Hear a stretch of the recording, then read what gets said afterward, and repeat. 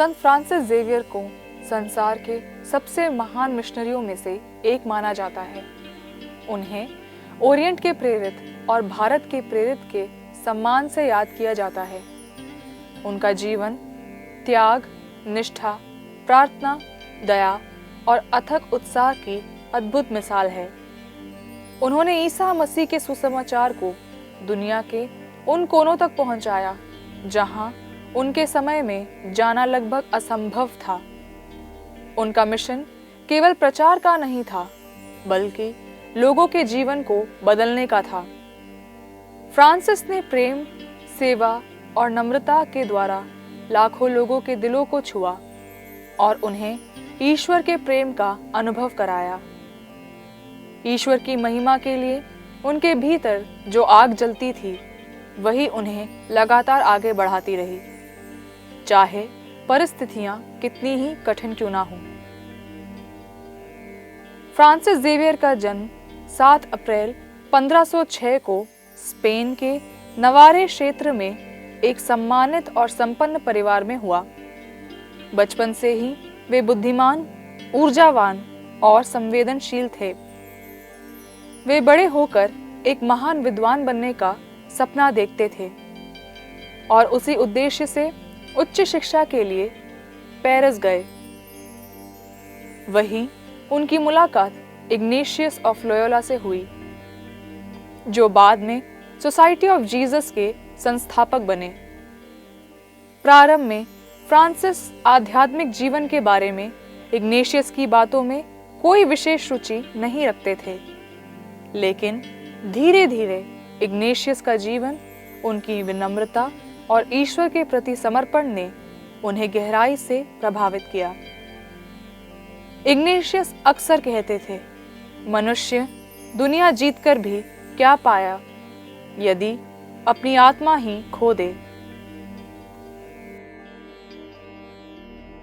यह वाक्य फ्रांसिस के हृदय में उतर गया और उनके जीवन की दिशा बदलने लगा। अंततः उन्होंने सांसारिक महत्वाकांक्षाओं को त्याग कर ईश्वर की सेवा के लिए स्वयं को समर्पित करने का निर्णय लिया। 1534 में उन्होंने अपने साथियों के साथ ईश्वर के प्रति निष्ठा और गरीबों की सेवा का व्रत लिया, जिसने उनकी जीवन को नई पहचान दी। कुछ वर्षों बाद पोर्चुगल के राजा ने भारत में मिशनरियों को भेजने का अनुरोध किया। इग्नेशियस ने यह जिम्मेदारी फ्रांसिस को सौंपी और उन्होंने तुरंत तैयार होकर यहाँ मैं हूँ, मुझे भेज दीजिए की भावना के साथ मिशन को स्वीकार किया। समुद्री यात्रा अत्यंत कठिन थी। भोजन की कमी, तूफान, बीमारियां और मृत्यु का भय, सब कुछ हर पल साथ था। लेकिन फ्रांसिस ने यात्रा के दौरान भी बीमार और मरते हुए नाविकों की सेवा की। उनके भीतर सुसमाचार के प्रति जो उत्साह था, उसने हर कठिनाई को छोटा बना दिया। 1542 में वे गोवा पहुंचे और भारत में मिशन का नया अध्याय शुरू हुआ। गोवा पहुंचकर फ्रांसिस जेवियर ने तुरंत समझ लिया कि ईसा मसीह का संदेश चर्च की दीवारों के भीतर सीमित नहीं रह सकता। वे गांवों, मछुआरों की बस्तियों, समुद्र तटों और गरीबों के बीच रहने लगे। उन्होंने बच्चों को पढ़ाया, बीमारों की सेवा की, अनपढ़ों को शिक्षा दी और गरीब परिवारों को सहारा दिया। उनकी सादगी और प्रेम ने लोगों को गहराई से प्रभावित किया। वे लोगों की भाषा और संस्कृति को समझने का प्रयास करते थे ताकि सुसमाचार उनके हृदय तक पहुंच सके।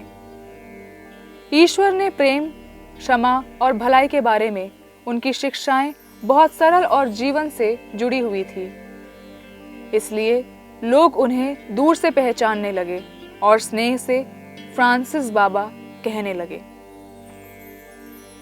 उन्होंने गोवा में चर्च की स्थापना संगठित रूप से की और ईसाई समुदायों को मजबूत बनाने के लिए कैटेकिज्म की शिक्षा को विकसित किया।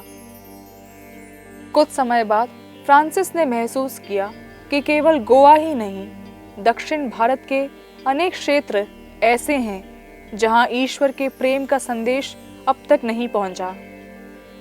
वे समुद्र तटों पर बसे गरीब मछुआरों के बीच रहने लगे और दिन रात ईश्वर के संदेश को प्रचारित करते रहे। उनकी प्रार्थना और सेवा से लोगों के जीवन में नई रोशनी आई। फिर वे श्रीलंका, माल्टा और इंडोनेशिया के अन्य क्षेत्रों तक पहुंचे।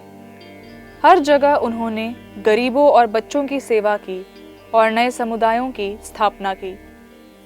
वे कहीं भी अधिक दिन ठहरते नहीं थे, क्योंकि उनका हृदय उन्हें आगे बढ़ने के लिए प्रेरित करता था, जहां तक प्रकाश नहीं पहुंचा वहां तक पहुंचने के लिए।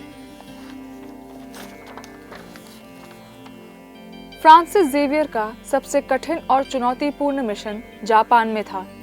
जापानी भाषा, संस्कृति और दर्शन उनके लिए बिल्कुल नया था, लेकिन उन्होंने सब कुछ धैर्य के साथ सीखा। वे राजाओं, विद्वानों और स्थानीय नेताओं से मिलते थे और प्रेम तथा बुद्धिमानी के साथ ईसा मसीह के संदेश को साझा करते थे। उनकी सच्चाई और नैतिकता ने जापानी लोगों को प्रभावित किया। जापान में ईसाई समुदाय विकसित होने लगा और वहां आज भी वे सम्मान और श्रद्धा के साथ याद किए जाते हैं। फ्रांसिस का हृदय फिर भी संतुष्ट नहीं था। उन्हें लगा कि यदि सुसमाचार चीन तक ना पहुंचे तो एशिया के मिशन की यात्रा अधूरी रह जाएगी। उस समय चीन में विदेशी मिशनरियों का प्रवेश बिल्कुल वर्जित था, लेकिन फ्रांसिस ने जोखिम उठाना स्वीकार किया। वे चीन की सीमा के पास शांगचुआन द्वीप पर प्रतीक्षा करते रहे कि किसी तरह अंदर जाने का अवसर मिले। इस दौरान वे अत्यधिक बीमार पड़ गए। साथ देने वाला कोई साथी नहीं था, लेकिन मृत्यु के क्षणों में भी उनके होठों पर ईश्वर का नाम था और दिल में मिशन पूरा करने की आग। 3 दिसंबर 1552 को केवल 46 वर्ष की आयु में उनका सांसारिक जीवन समाप्त हो गया। उनके शरीर को बाद में गोवा लाया गया और वहां बेसिलिका ऑफ बोम जीसस में स्थापित किया गया। आज पूरी दुनिया से लोग गोवा में उन्हें देखने आते हैं, चाहे कोई ईसाई हो या किसी अन्य धर्म का अनुयायी। हर व्यक्ति उनके जीवन में प्रेम और मनुष्यता की चमक को पहचानता है। उनके शरीर से जुड़े अनेक चमत्कारों ने भी लोगों के विश्वास को और गहरा किया है, लेकिन सबसे बड़ा चमत्कार वह जीवन है जिसे उन्होंने जिया, एक ऐसा जीवन जिसने दुनिया को बदल दिया। फ्रांसिस जेवियर का जीवन हमें अनेक मूल्यवान शिक्षाएं देता है। वे सिखाते हैं कि ईश्वर के लिए उत्साह और मानव के प्रति प्रेम ही सच्चे आध्यात्मिकता के आधार हैं। वे याद दिलाते हैं कि प्रचार केवल शब्दों से नहीं बल्कि जीवन के द्वारा होता है। सेवा, नम्रता, साहस और प्रार्थना, यही वह मार्ग है जो ईश्वरीय कार्यों को फल देता है। वे हर संस्कृति और भाषा का सम्मान करते थे और मानते थे कि हर मनुष्य ईश्वर की संतान है। उन्होंने कभी यह नहीं देखा कि कोई गरीब है, पढ़ा लिखा है या अनपढ़, शक्तिशाली है या कमजोर। उनके लिए सब समान थे। आज जब दुनिया प्रगति के बावजूद संघर्ष,